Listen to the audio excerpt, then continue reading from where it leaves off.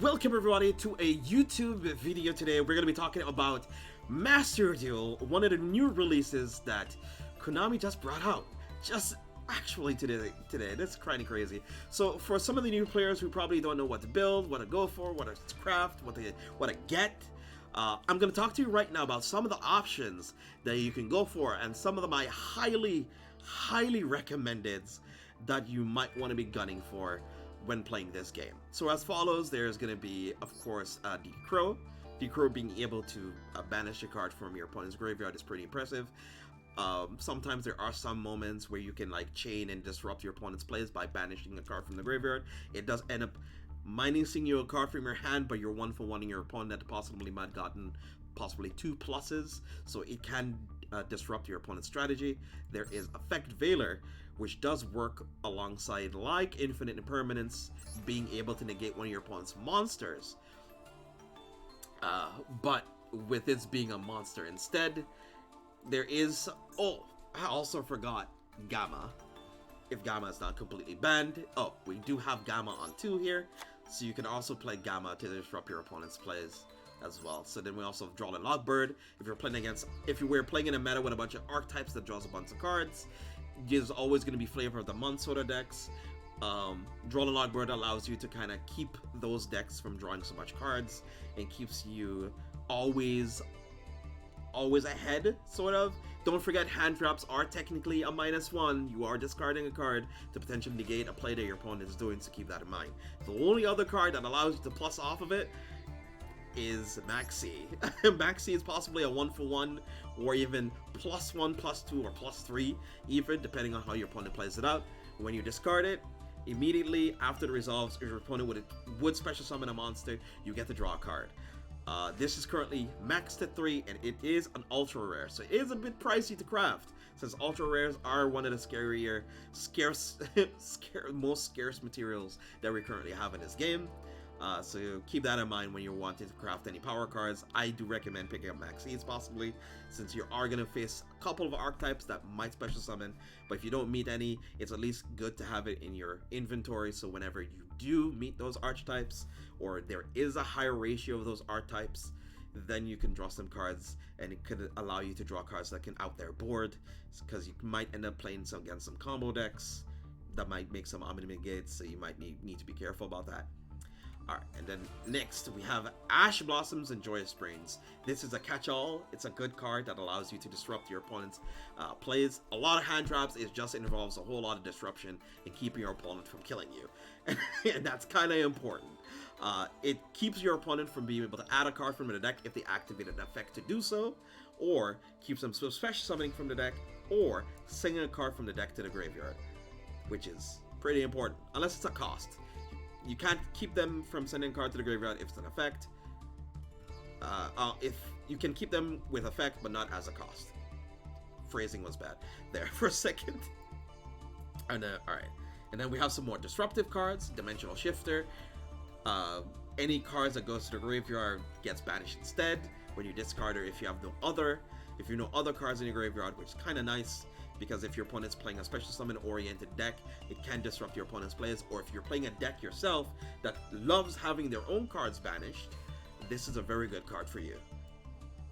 Alright, then we move on to Gameciel, the Sea Turtle.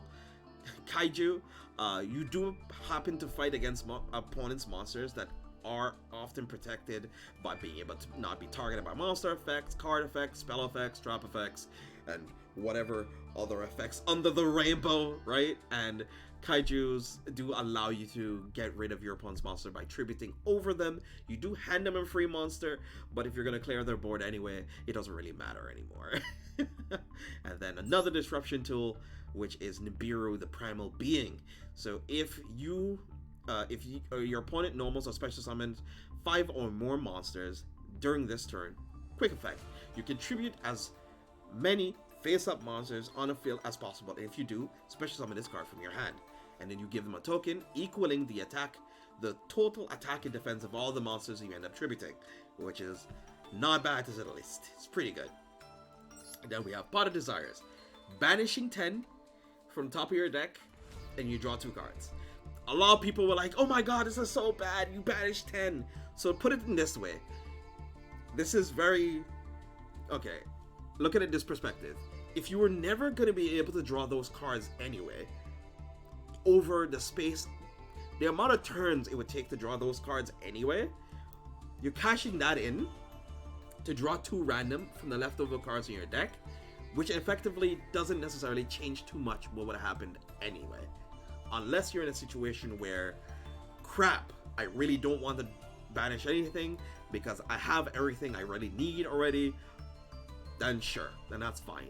Usually you use this to dig for more pieces, or to dig for extra disruption, or extending plays. It is just a draw spell, which does allow you to just draw cards. Drawing cards is nice.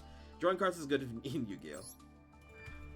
Alright, and then we have Pot of Extravagance, which as a start of your main phase, has to be the start of your main phase. You banish 3 from the face down, random from your extra deck, face down, and you draw 1 card for every 3 cards banished. So you draw, you can do 3 to 6, and you can draw 2, or you can just draw 1.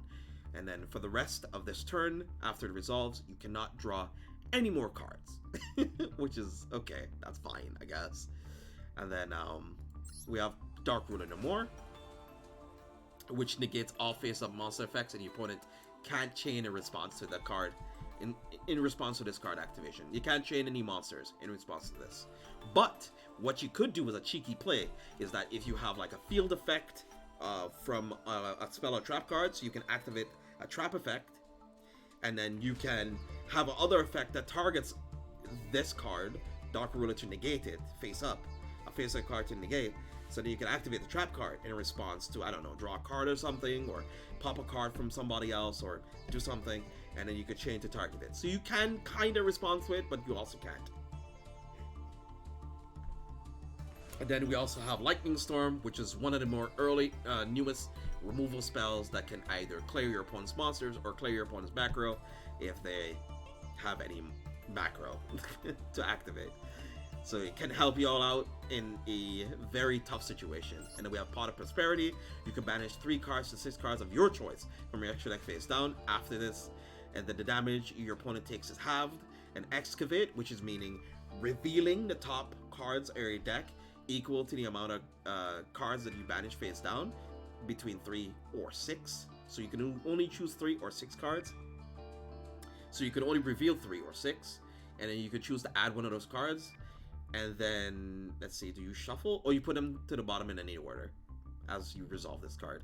And then Super Polymerization, you can Super Poly Infusion away a threatening monster your opponent might have, and since it doesn't target, it can choose anything your opponent has that can't be targeted by card effects, for example, which is kind of nutty. It's pretty nutty. It's pretty nasty, to say the least. And your opponent can't respond to this activation either. Which is one of the strongest. It's one of the reasons why it's at 2 in this game. It's one of the biggest reasons why it's at 2. Alright, let's see. Super Poly. Chatless. This is a budget option for a follow-up card. I'll show you guys in a moment. It can target 1 monster in the field, and until the end of this turn, the monster that you target 400 attack, but its effects is negated, which is handy. It's pretty okay. And then we have Twin Twisters, sort of like Mystical Space Typhoon. You can target 2 spells on the field and destroy them by discarding a card. You do have archetypes that is okay with discarding cards, but if you're playing a control archetype, you might not want to discard cards because you really need every single combo piece or every extending piece that you probably will need, right? So you have an alternate option of playing Cosmic Cyclones by paying 1,000, target 1 spell and trap on the field and banish it. But there is a card that can kinda put a damper on that, and that is like Artifact Lancia, I guess. Artifact Lancia is by sending this card from the hand to the graveyard, your opponent can't banish cards this turn. So this is kind of good in certain matchups. If you noticed, hey, I'm playing against a bunch of archetypes that banish a bunch of cards, this is more of a side deck option. If you're playing in a meta that banishes a whole lot, or you're part of a meta that banishes a whole lot, then sure, this is okay. But it's not a necessary evil. And we have Call by the Grave. This can target 1 monster your opponent's graveyard and banish it. And if you do until the end of the next turn, its effects are negated. So you can negate any monster effects that wants to try to trigger or activate or anything, whatever have you. So if they have a copy on the board, a copy in the grave, you can banish the second one. You can banish the one in the graveyard, and it gets the entire effect with the original name, which is crazy to me. All right, and then we have Crossout Designator, which works the same way like Call by the Grave, but you can actually declare a card name, banish the card name from your deck, and then the card with the same name on the field effects are negated. So it negates the effects as well as the activated effects of that card too, which is nuts. And then we have Forbidden Droplet, one of the newer quick play spell cards. You can send any number of cards on the field to the graveyard and choose any that many affect monsters your opponent controls until the end of their next turn. Their effects are activated. Cannot be activated. And then you can choose the same type monster, spell, or trap, which is pretty good. And then we have Dimensional Barrier. You can declare one type: Ritual, Fusion, Synchro, Exceed, or Pendulum, and then that type cannot be summoned, or the effects of that card cannot be activated, and it also negates the ones too on the board. So, yeah, it's a pretty strong card. If you feel that you might be playing against a lot of those matchups, it's really helpful against it. One of my favorite traps that has been introduced. It's a really good ultra rare card. You can target one face-up monster your opponent controls, negates the effect until the end of turn. You can activate it from your hand as well if you want to, if you control no other cards. And plus, if the effect resolves while you already set it the previous turn, it can negate all spells and traps in the same column as that card. It's also one of the reasons why we play around columns that much, and you watch a whole bunch of live streams, get into arguments about like, hey, what other column did you set this into? That type of thing. And it's also one of the cool things about this game where setting and activating cards in certain columns are very, very, very important now. So, oh well, that's really nice. And then we have Ice Dragon Prison. So you can target one monster in your graveyard, special summon it on the field, but effects are activated. And then you can banish one monster from both players' field of the same type as each other. So you can get rid of 2 cards for 1, which is nice. So if your opponent has like a big warrior that's going to be doing a whole bunch of damage to you, you can target one of their warriors in the graveyard, special summon it, and then since they're both the same type, not attributes, since they're both warriors, they both get banished, which is good disruption against your opponent, which is really solid. Alright, and then Solemn Judgment allows you to negate any card, almost any card. It negates a special summon, normal summon, or summon, so even also flip summon, and it can negate a spell or trap as well. And a Solemn one only negates the summon of a card or a spell or trap that would activate that could summon a card. Negates that too. There's also Solemn Strike. Oh, this can't negate fusions, by the way. Cannot negate. It can't negate when you're already fusion summoned. It can negate the fusion spell, but not the fusion summon. So, care about that. Right? No, I had it wrong. I have it mixed up, actually. Wait, I have it completely mixed up. I have it effed up. Wait. Warning can't negate the spell, right? Wait. My brain completely blacked out on that one. I need to go look it up for a second. I need to go look it up. I'll cut this out entirely, but that's fine.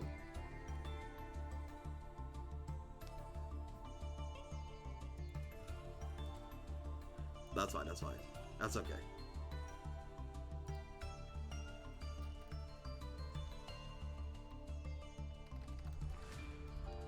Since I play different card games, I tend to get rulings about things very mixed up. Where is this?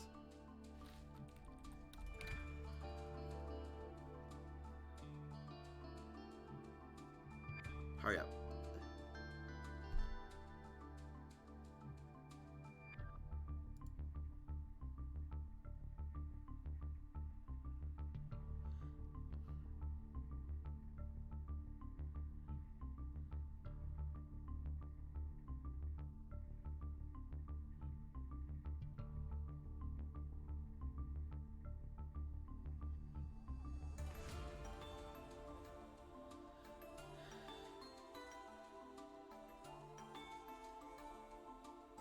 Oh, yeah, special summon via a card effect cannot be negated. You can only negate the spell itself. Okay. There you go. Whew. Ooh, we got there. Alright, we got there. Alright, so yes, they will need to negate the fusion spell itself. Alright, and then Solemn Warning can negate a special summon, which is alright. Or the effect of a monster, which is also not bad. Red Reboot, when your opponent would activate a trap card, it can negate trap cards, and your opponent can't flip up any set trap cards. Can't activate any trap cards. It can activate spells, but no trap cards. Imperial Order negates spells. That's it. That's all it does. Vantiness Emptiness keeps your opponent from special summoning. Either player cannot special summon, which is kind of nice. There can be only one. Your opponent can only play one particular type at any given point in time. They cannot have multiple types on the board. So yeah, that's also something to consider. All right. So there we go. And then we also have the extra deck. These are like suggestions. These suggestions, like Access Code Talker. When you learn about link summoning, these will make a lot more sense to you in the future. But we'll focus more on the spells and traps for now. Spells, traps, and main monsters for now. So these are some of the cards you could probably add to your deck that can help your deck or beef it up a little bit. You don't have to play all of these. You need to try pick and choose which works and mix and matches better for you. But I do recommend picking Ash and Impermanence, since you do also get them as part of your bundle. Alright. So with that being said, for you awesome people on YouTube at home, take care.